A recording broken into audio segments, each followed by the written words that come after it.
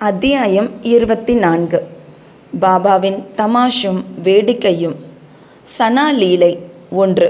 ஹேமந்த் பந்த். 2. சுதாமர். 3. அண்ணா சிஞ்சனிக்கரும் மௌஷிபாயும். முன்னுரை. சத்குருவின் பாதங்களில் நம் அகங்காரத்தை சமர்ப்பித்தாலன்றி நமது வேலையில் வெற்றி பெற மாட்டோம். அகங்காரத்தை ஒழித்தால் நமது வெற்றி உறுதியளிக்கப்படுகிறது. சாய்பாபாவை வணங்குவதால் இகபர சௌபாக்கியம் இரண்டுமே கிடைக்கிறது. நம் உண்மையான இயற்கையில் நிலையாக்கப்பட்டு அமைதியும் மகிழ்ச்சியும் அடைகிறோம். எனவே எவரொருவர் அவரது சுபிக்ஷத்தை பெற விரும்புகிறாரோ அவர் சாய்பாபாவின் லீலைகளையும் கதைகளையும் பக்தியுடன் கேட்க வேண்டும். அவைகளை தியானம் செய்ய வேண்டும். இவைகளை அவர் செய்வாரேயானால் நமது வாழ்க்கையின் லட்சியத்தை சுலபமாக அடைந்து பேரானந்தம் பெறுவார். பொதுவாக அனைவரும் தமாஷையும் வேடிக்கையையும் விரும்புவார்கள். ஆனால் தங்களை பொருளாக வைத்து தமாஷ் செய்யப்படுவதை அவர்கள் விரும்புவதில்லை. ஆனால் பாபாவின் வழியோ விசித்திரமானது.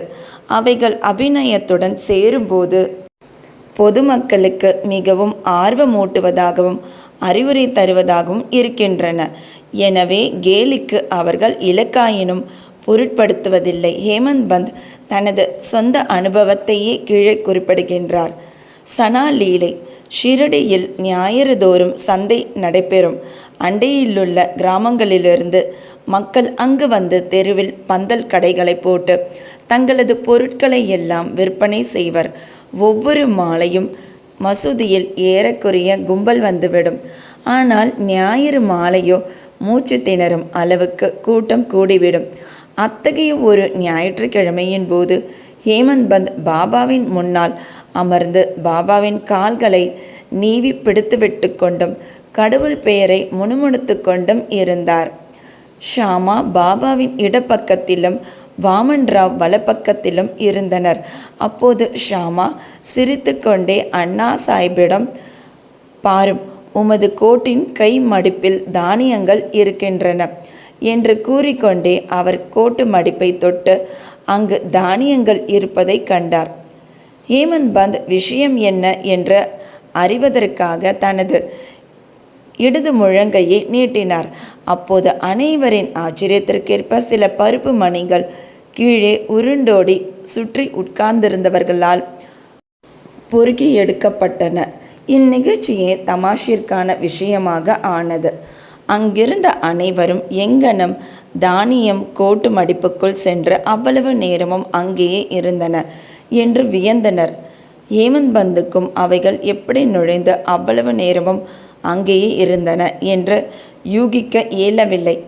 ஒருவரும் இவ்விஷயத்தில் திருப்தியான பதிலை அளிக்க இயலாத இவ்வினோதத்தை பற்றி அதிசயித்து கொண்டிருக்கையில் பாபா கூறினார், இந்த ஆளுக்கு அண்ணா சாஹிப் தனியாக தின்னும் பழக்கம் இருக்கிறது.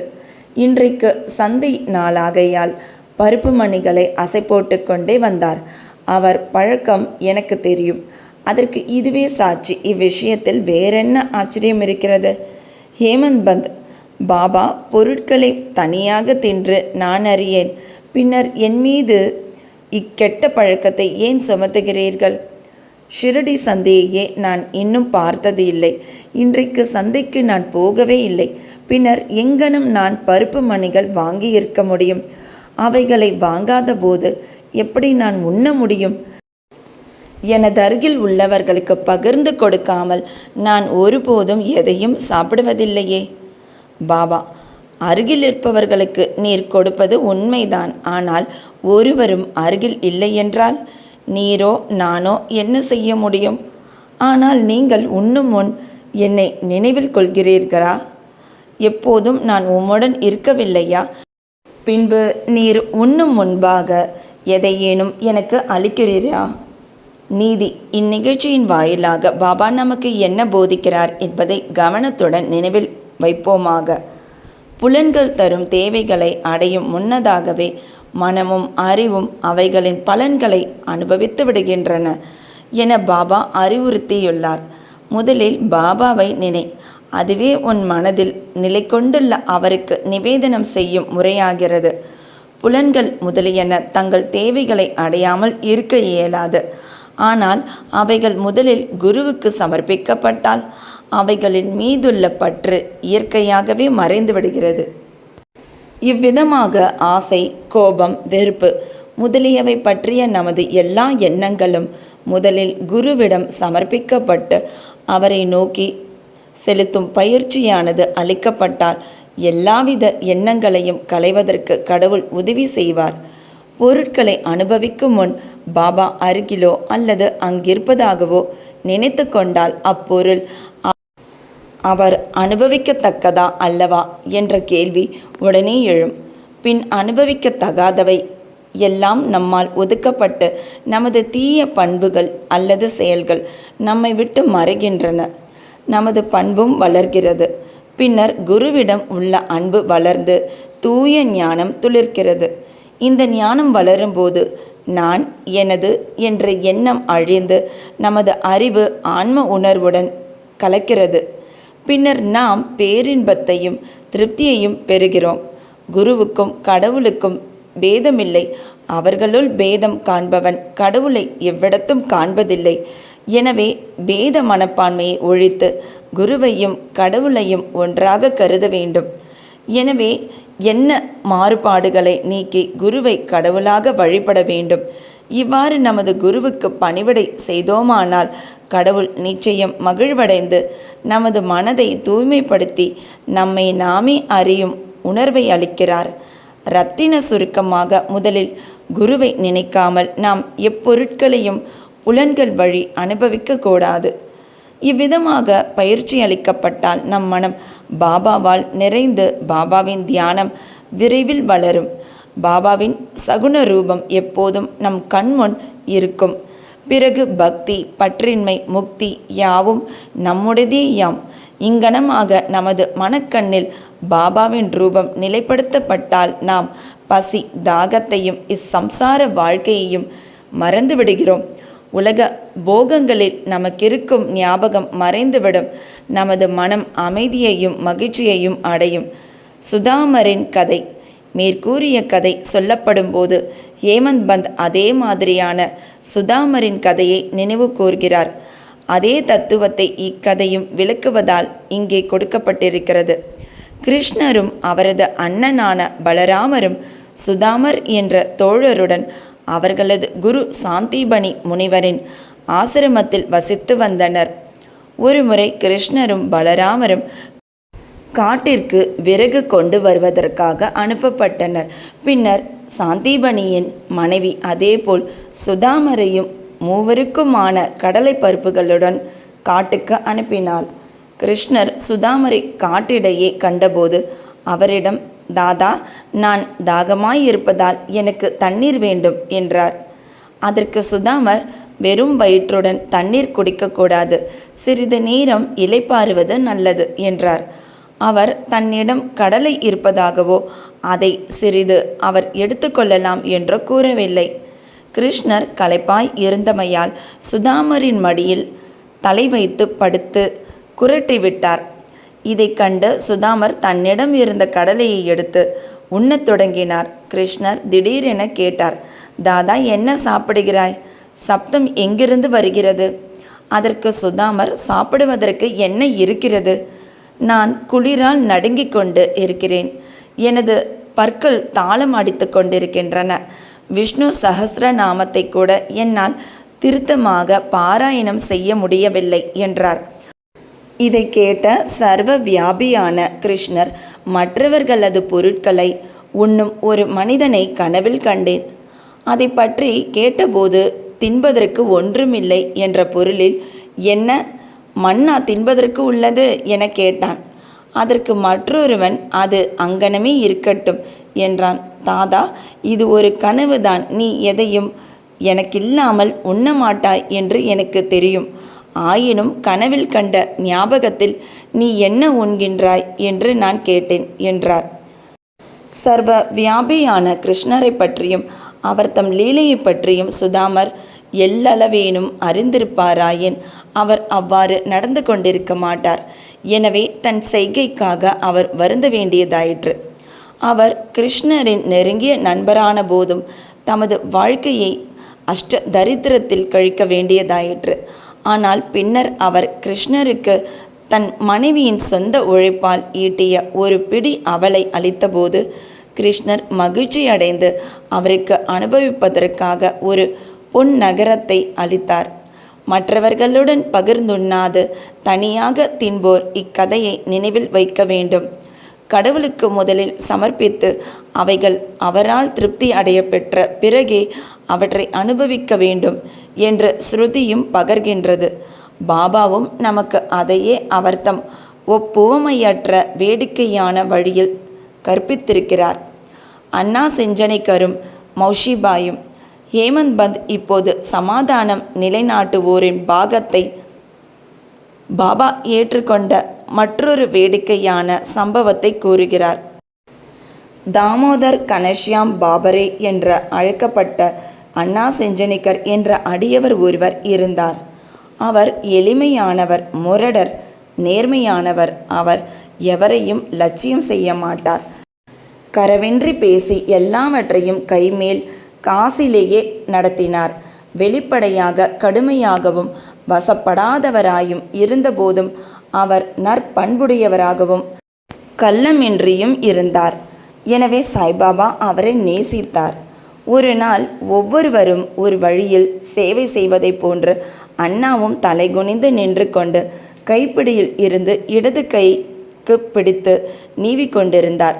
அம்மா என்று பாபாவாலும் மௌஷிபாய் என்று பிறராலும் அழைக்கப்பட்ட வேணுபாய் கௌஜல்கி வலதுபுறத்தில் அவளுக்கே உரிய விதத்தில் சேவை செய்தாள். மௌஷிபாய் தூய உள்ளத்துடன் கூடிய முதியவள்.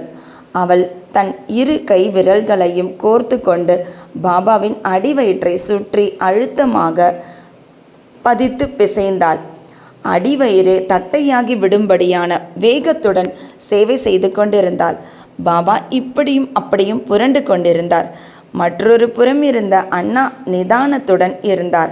ஆனால் மௌஷிபாயின் அசைவுகளுடன் அவளது முகமும் அசைந்தது. ஒரு தரம் அவளது முகம் அண்ணாவின் முகத்திற்கு மிக அருகில் வந்துவிட்டது.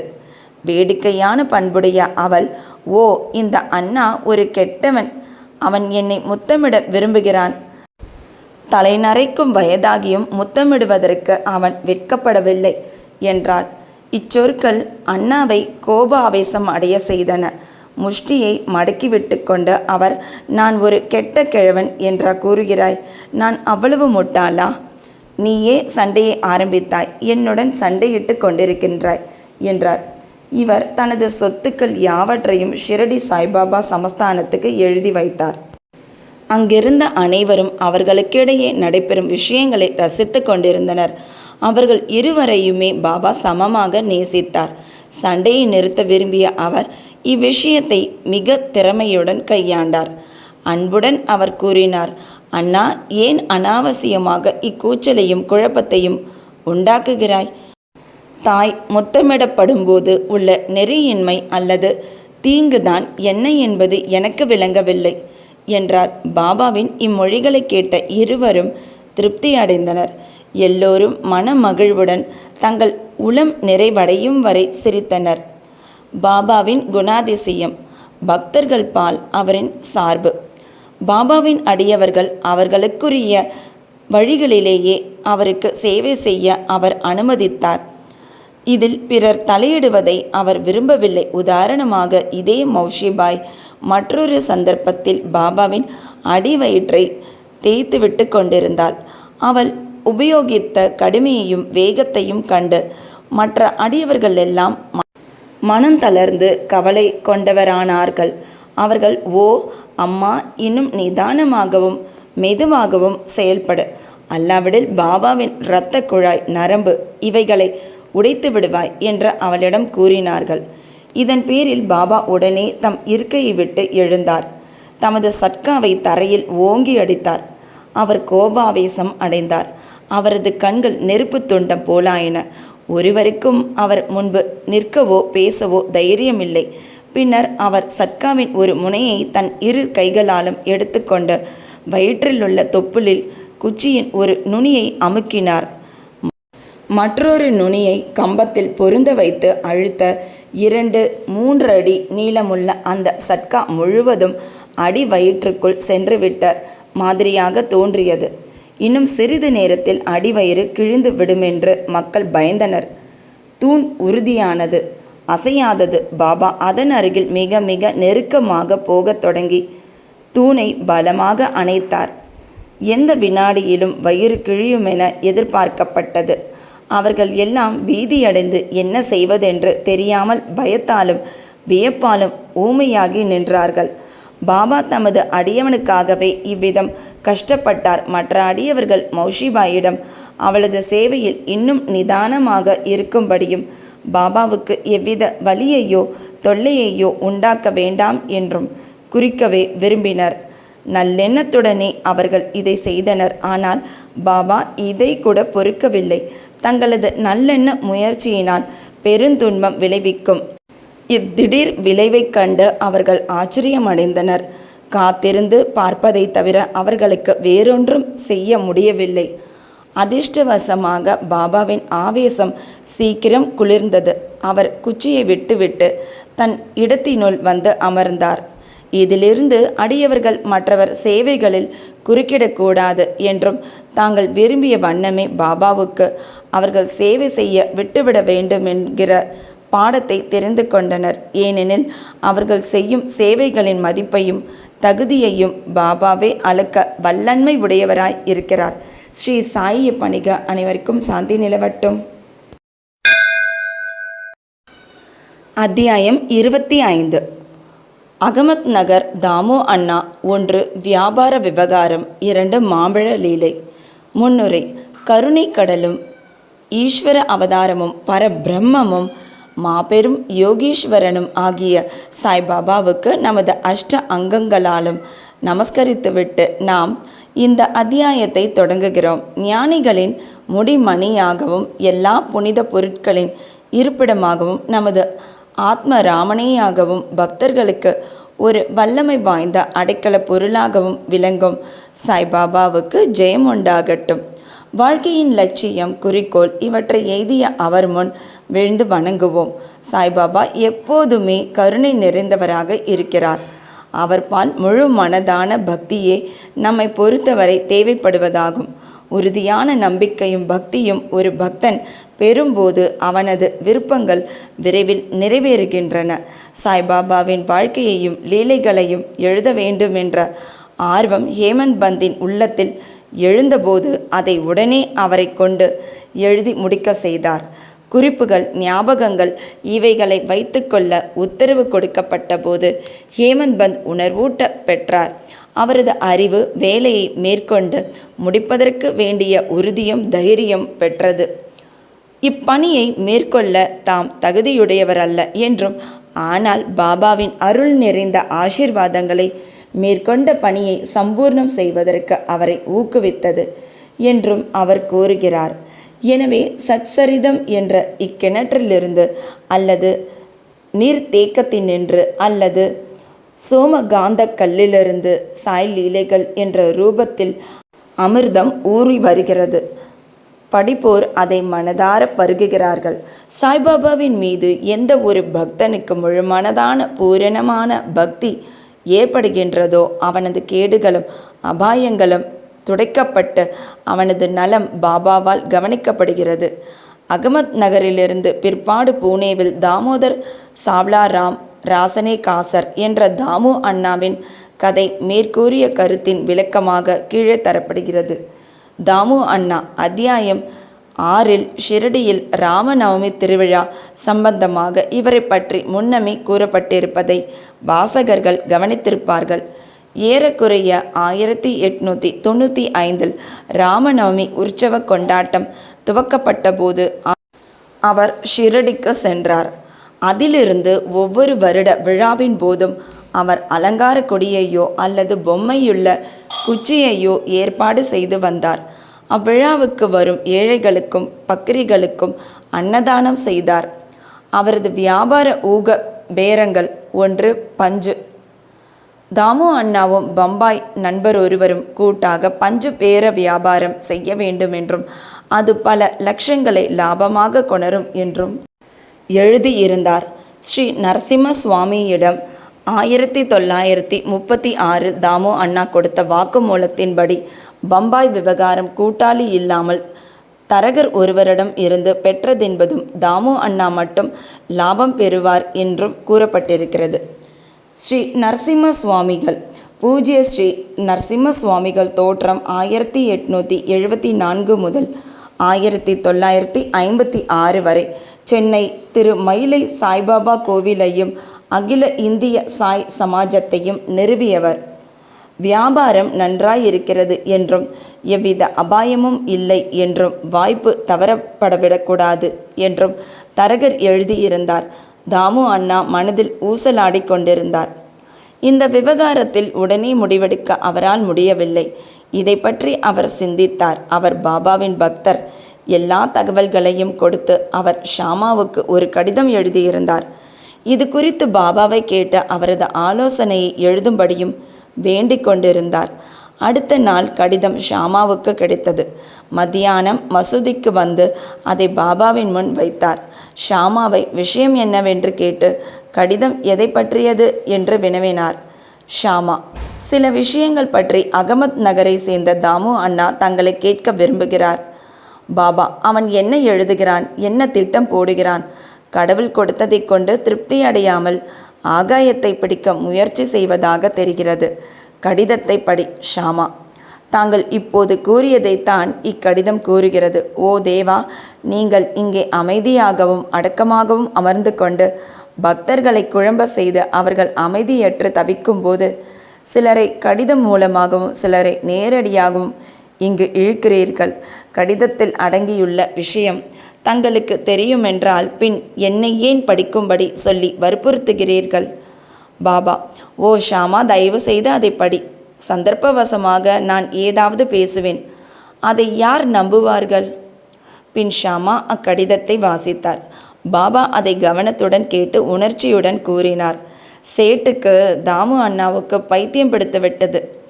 அவனது வீட்டில் எதுவும் தேவை இருக்கவில்லை. இப்போது அவனுக்கு இருப்பதை கொண்டு திருப்தி அடைந்து லட்சங்களை பற்றி கவலைப்படாமல் இருக்கும்படி பதில் எழுது.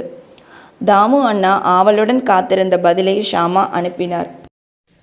அதை படித்துவிட்டு ₹1,00,000 லாபமாக பெறவிருந்த அவரின் ஆர்வமும் நம்பிக்கையும் தரைமட்டமாக்கப்பட்டதை அறிந்தார்.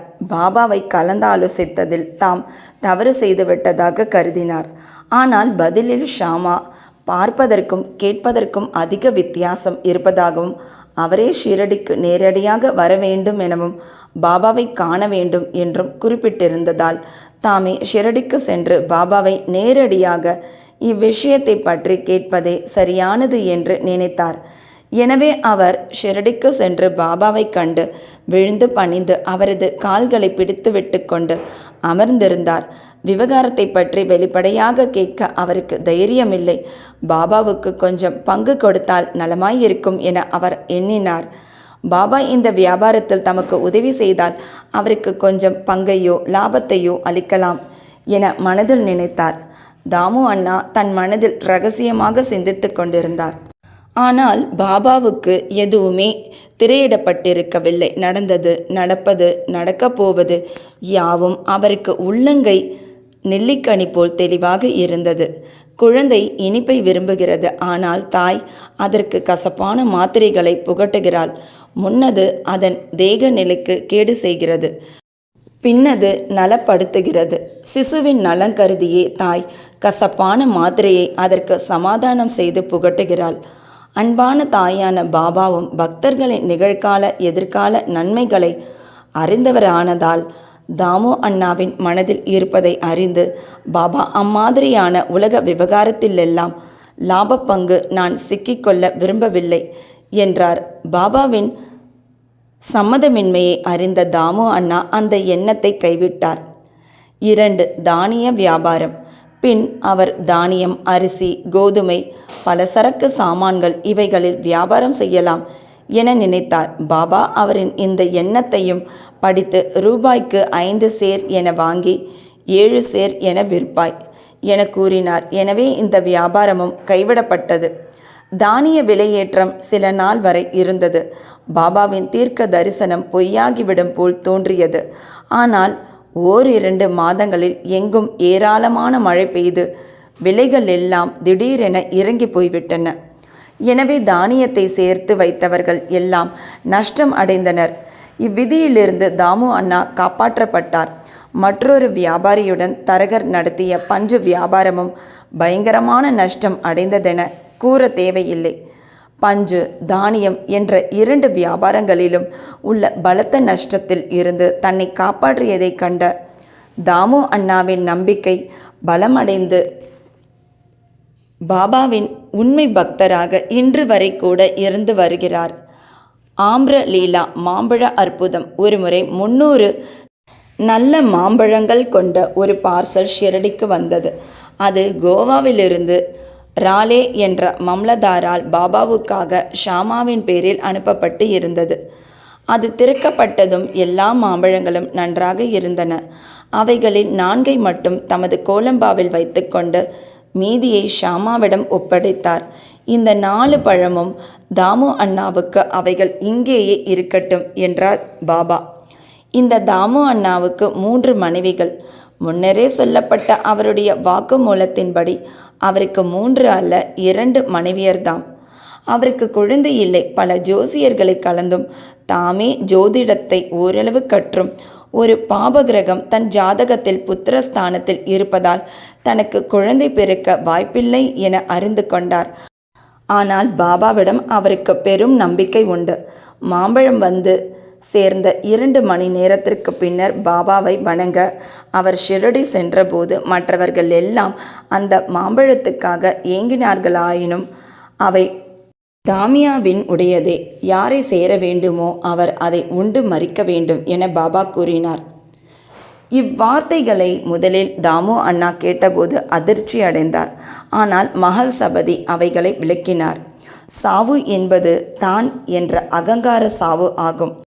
அது பாபாவின் திருவடிகள் அருகில் நிகழ்வது ஓர் ஆசையே ஆகும். மனம் தெளிந்து தாம் பழத்தை வாங்கி சாப்பிடுவதாக தாமு கேட்டுக்கொண்டார். ஆனால் பாபா அவரிடம், நீயே தின்று விடாதே, உனது இளைய மனைவிக்கு இவைகளை கொடு. இந்த ஆம்ரலீலா மாம்பழ அற்புதம் அவளுக்கு 4 மகன்களையும் 4 மகள்களையும் கொடுக்கும். காலப்போக்கில் பாபாவின் மொழிகளை உண்மையாயின, ஜோசியர்களுடையது அல்ல என்றும் அறியப்பட்டது. பாபாவின் கூற்றுகளின் திறமும் பெருமையும் அவர் வாழ்நாளில்தான் நிரூபணமாயிற்று என்றால் ஆச்சரியத்திலும் ஆச்சரியம். அவர் சமாதி அடைந்த பின்னும் அது மாதிரியே நிகழ்ந்தன. நான் இறந்து விட்ட போதிலும் என்னை நம்புங்கள். எனது சமாதியில் உள்ள எலும்புகள் உங்களுக்கு நம்பிக்கையையும் தைரியத்தையும் அளிக்கும். நான் மட்டுமல்ல, என்னிடம் முழு இதயத்தோடு சரணடைபவர்களுடன் எனது சமாதியும் பேசும், கூட செல்லும், தொடர்பு கொள்ளும். நான் உங்களிடத்து இல்லை என்பதாக கவலை கொள்ளாதீர்கள். எனது எலும்புகள் உங்களது நலத்தை குறித்து பேசி விவாதிப்பதை கேட்பீர்கள். ஆனால் என்னையே எப்போதும் நினைவு கூறுங்கள். உள்ளம், உயிர் இவற்றால் என்னை நம்புங்கள். அப்போதுதான் நீங்கள் மிகுந்த பலனை அடைவீர்கள் என்றார். பிரார்த்தனை. இவ்வத்தியாயத்தை ஹேமந்த் பந்த் ஒரு வேண்டுதலுடன் முடிக்கிறார். ஓ சாயி சத்குருவே, பக்தர்களின் கற்பக தருவே, நாங்கள் வேண்டுகிறோம், தங்கள் பாதாம்புயத்தை மறுக்கவோ காணாமலோ இருக்கக்கூடாது. இச்சம்சார வாழ்க்கையில் பிறப்பு இறப்புகளால் நாங்கள் அல்லலுற்று கொண்டிருக்கிறோம். இச்சுழலில் இருந்து எங்களை இப்போது விடுவித்தருளும். எங்களது புலன்கள் ஆசைகளை தேடி ஓடுவதிலிருந்து தடுத்தருளி அந்தர்முக ஆத்ம தரிசனத்தை பெற திருப்பிவிடுங்கள்.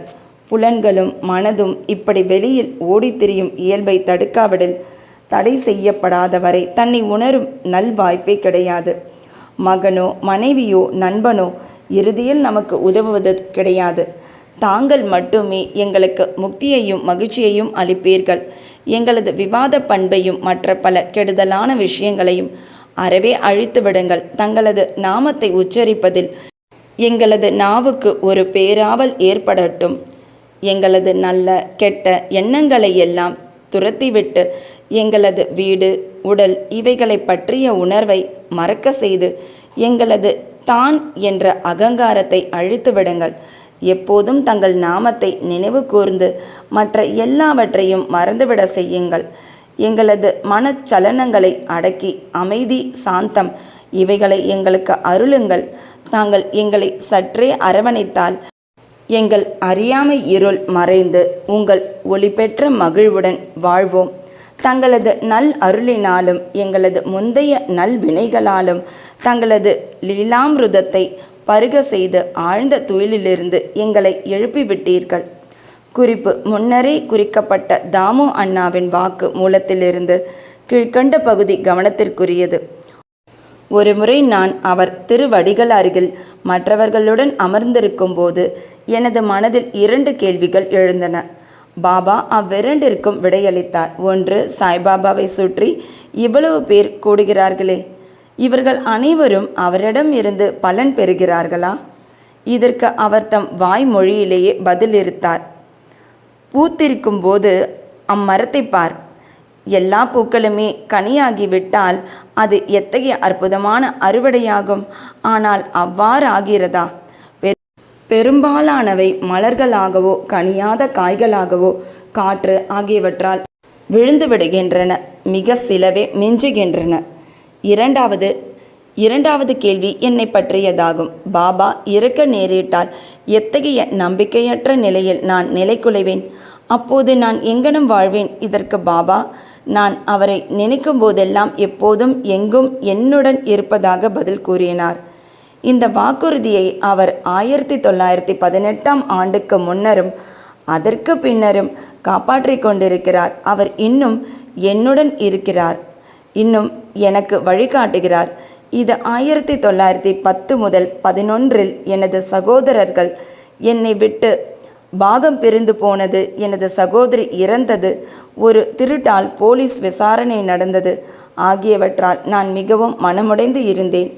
எனது சகோதரியின் இறப்பால் வாழ்வில் ஈடுபாடற்று குதூகலமற்று சோர்ந்து போயிருந்த சமயம் பாபாவிடம் நான் சென்றபோது தமது உபதேசத்தால் என்னை அவர் சாந்தமாக்கினார். அப்பா குல்கர்னியின் வீட்டில் ஒரு பூரன் போலி சாப்பிட செய்து சந்தனம் பூச செய்தார். எனது வீட்டில் ஒரு திருட்டு நடந்தது. எனது 30 வருட நண்பன் என் மனைவியின் நகைப்பெட்டியை அதனுள் இருந்த ஒரு புனித மூக்கு வளையத்துடன் திருடிவிட்டான். பாபாவின் புகைப்படத்தின் முன் நான் அழுதேன். மறுநாள் அப்பெட்டியுடன் அவன் திரும்பி வந்து மன்னிக்க வேண்டினான். ஸ்ரீ சாயியை பணிக. அனைவருக்கும் சாந்தி நிலவட்டும். அத்தியாயம் 26. 1. பக்த பந்த். 2. ஹரிச்சந்திர பித்தலே. 3. கோபால் ஆம்டேக்கர் ஆகியோரின் கதைகள். முன்னுரை. இப்பிரபஞ்சத்தில் நாம் காணும் யாவும் மாயையின் விளையாட்டே, கடவுளின் ஆக்கும் ஆற்றலே. இவைகள் உண்மையில் இருப்பவை அல்ல. உண்மையான பரபிரம்மே நிச்சயமாக இருக்கிறது. இருளின் காரணமாக ஒரு கயிற்றையோ ஒரு மாலையையோ பாம்பாக நாம் எண்ணிக்கொள்வதைப் போலவே புறத்தோற்றத்தை மட்டுமே காண்கிறோம். காணக்கூடிய பொருட்களிலெல்லாம் உள்ளுறைந்து கிடக்கும் மெய்ப்பொருளை நாம் காண்பதே இல்லை. நமது அறிவு கண்களை சத்குரு மட்டுமே திறந்து விடுகிறார். பொருட்களை அவைகளின் தோற்றத்தில் காணப்படுவது போல் பாராமல் உண்மையான ஒளியில் அவைகளை காணுமாறு நம்மை அவர் ஊக்குவிக்கிறார். எனவே நாம் சத்குருவை வணங்கி உண்மையான காட்சியை, அதாவது கடவுள் காட்சியை நமக்கு அருள வேண்டி நிற்போம். அந்தரங்க வழிபாடு. ஒரு நூதன வழிபாட்டை ஹேமந்த் பந்த் நமக்கு கொடுத்திருக்கிறார்.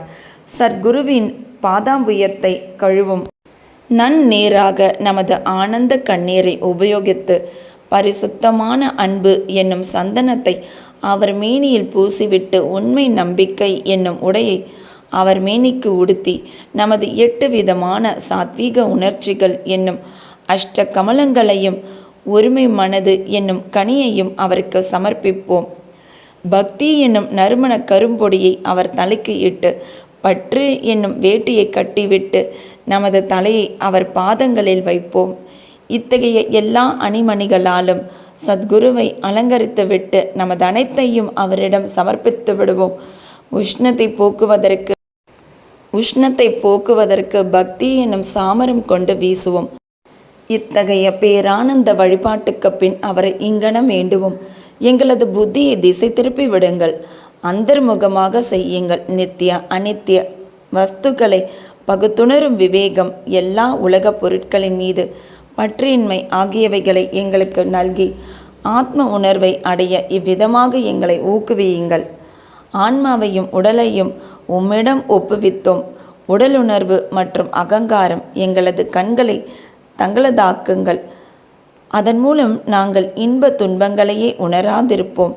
தங்கள் சங்கல்பத்தின்படி விருப்பத்தின்படி எங்களது மனதையும் உடலையும் கட்டுப்படுத்துங்கள்.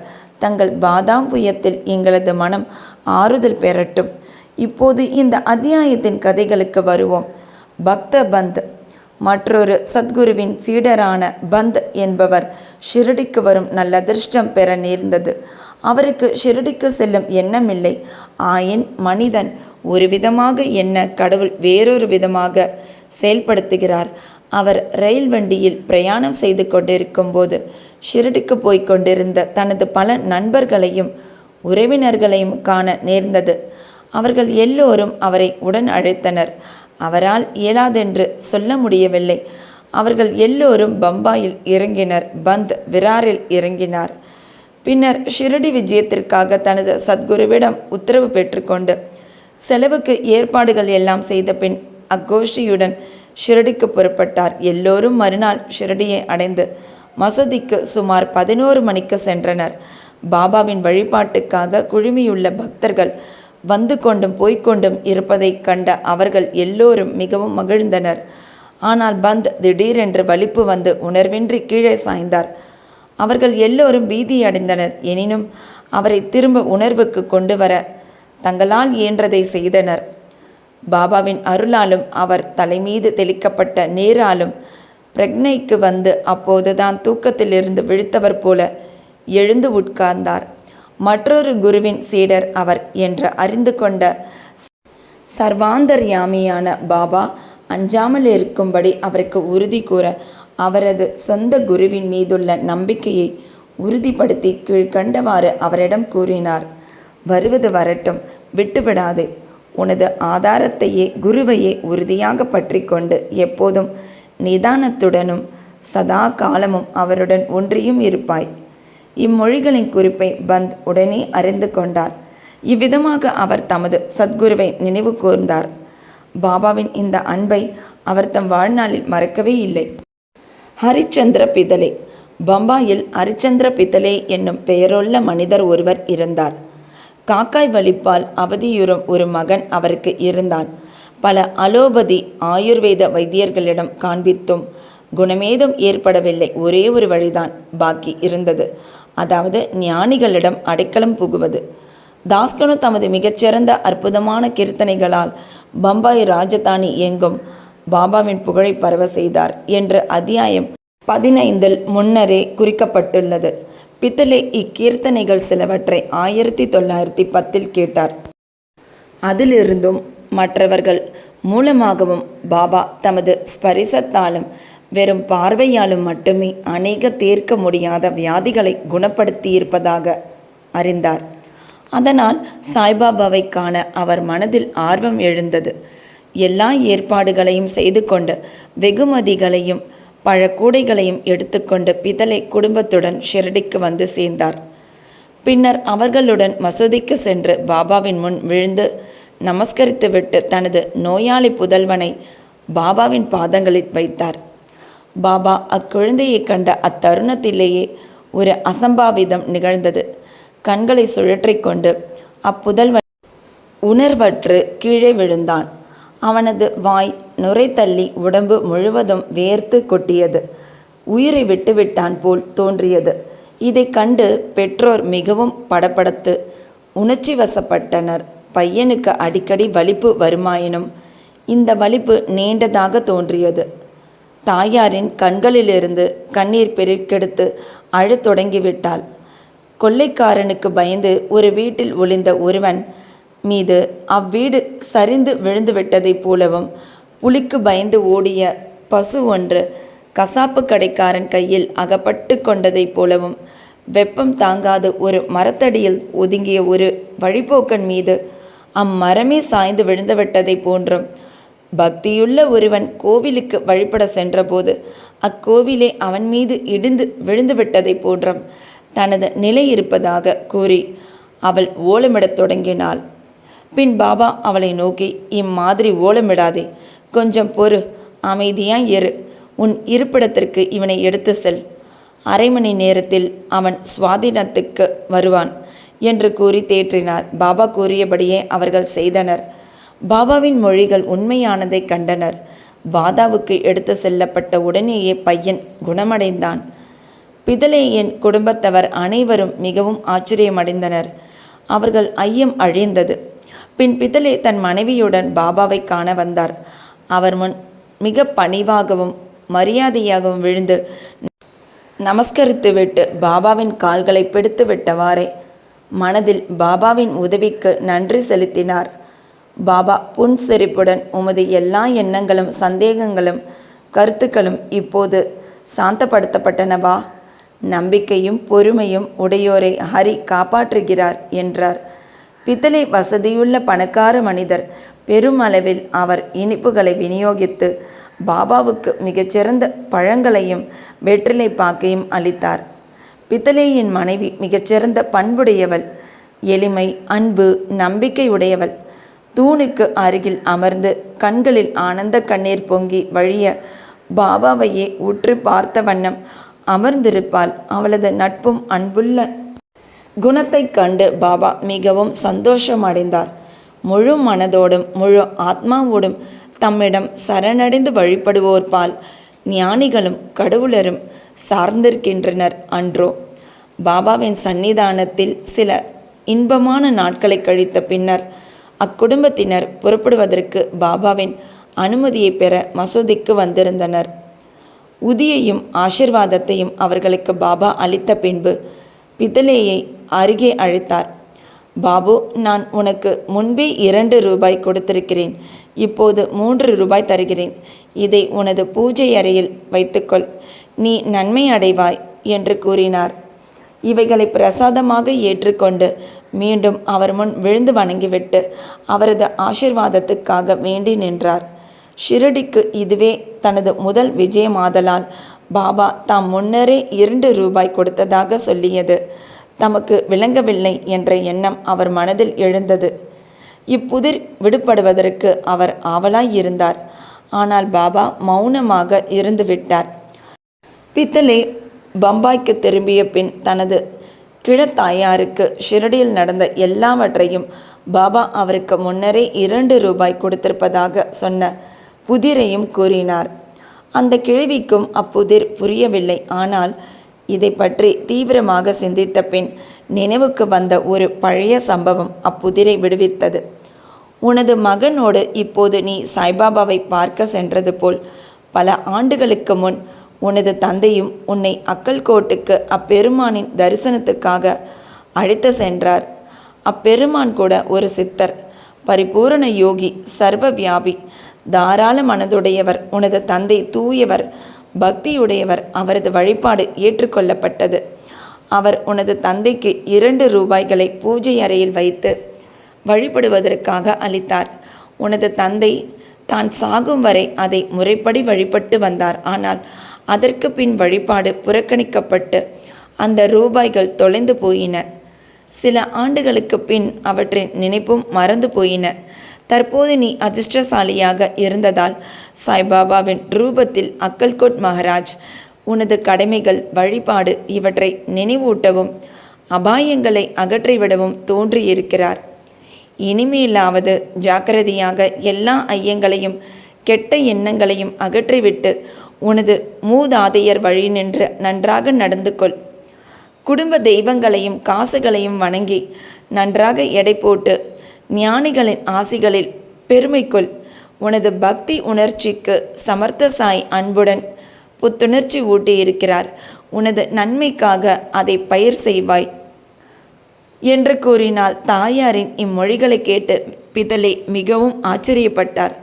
பாபாவின் சர்வ வியாபித்துவத்தை தன்மையை அவர் அறிய தளப்பட்டு அதில் உறுதியானார். பாபாவின் தரிசனத்தின் முக்கியத்துவத்தையும் அவர் அறிந்தார். அதிலிருந்து அவர் குணத்தை பற்றி சர்வ ஜாக்கிரதையுடையவரானார்.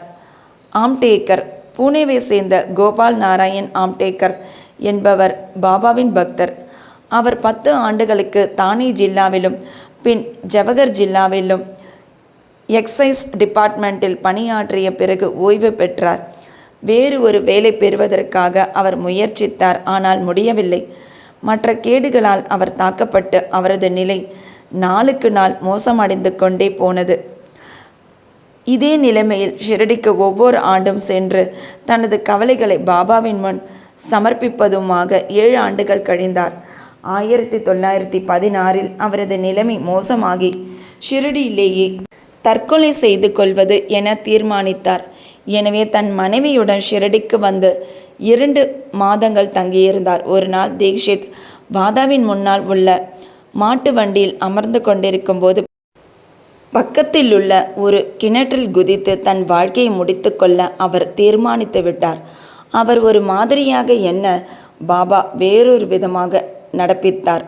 இந்த இடத்துக்கு சில அடி தூரத்தில் இருந்த ஒரு ஹோட்டல் முதலாளியும் பாபாவின் அடியவருமான சகுன் என்பவர் வெளியே வந்து அவரிடம் அக்கல்கோட் மகாராஜின் இச்சரிதத்தை நீங்கள் எப்போதாவது படித்திருக்கிறீர்களா என்று கேட்டார். ஆம்டேக்கர் அவரிடம் இருந்து அந்நூலை வாங்கி படிக்கத் தொடங்கினார். எதேச்சையாக அல்லது தெய்வாதீனமாக கீழ்கண்ட ஒரு கதையை அவர் படிக்கத் தொடங்கினார். அக்கல்கோட் மகாராஜின் அடியவன் ஒருவன் தீர்க்கப்பட முடியாத ஒரு வியாதியால் மிகவும் அல்லலுற்று கொண்டிருந்தான். அந்த வேதனையை மேற்கொண்டு தாங்க முடியாமல் போகவே அவன் மனம் உடைந்து தனது தொல்லைகள் எல்லாம் ஒரு முடிவுக்கு கொண்டு வர ஒரு நாள் நள்ளிரவு கிணற்றில் குதித்து விட்டான். உடனே மகாராஜ் அங்கு வந்து அவனை தன் கரங்களாலேயே வெளியே எடுத்து, நல்லதோ கெட்டதோ உன் முந்தைய கர்மத்தின் பயனை நீ அடைந்தாக அனுபவித்தாக வேண்டும். அந்த அனுபவித்தல் பூரணமெய்தவில்லை என்றால் தற்கொலை உனக்கு உதவியளிக்காது. மீண்டும் ஒரு பிறவி எடுத்து அக்கஷ்டத்தையே அடைய வேண்டும். எனவே உன்னை நீயே கொன்று கொள்வதற்கு பதிலாக ஏன் இன்னும் கொஞ்சம் கஷ்டப்பட்டு உழைத்து முந்தைய கர்மத்தின் பலன்களை எல்லாம் முழுவதுமாக தீர்த்துவிடக்கூடாது என்றார். இந்த பொருத்தமான தக்க சமயத்தில் கிடைத்த கதையை படித்துவிட்டு ஆம்டேக்கர் மிகவும் ஆச்சரியப்பட்டார். உள்ளம் உருகினார். பாபாவின் குறிப்பை இக்கதையின் மூலம் அவர் பெற்றிருக்காவிட்டால் அவர் உயிருடன் இருந்திருக்க மாட்டார்.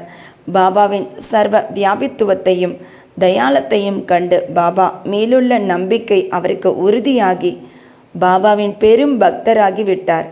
அவர் தந்தையார் அக்கல்கோட் மகாராஜின் பக்தராக இருந்தவர். சாய்பாபா அவரையும் அவர் தந்தையார் சென்ற அடிச்சுவட்டிலேயே சென்று அவரிடம் பக்தி பூண்டவராக தொடர்ந்திருக்கும்படி விரும்பினார். பின்னர் பாபாவின் ஆசீர்வாதம் பெற்றார். அவரின் எதிர்காலம் சிறப்புற தொடங்கியது.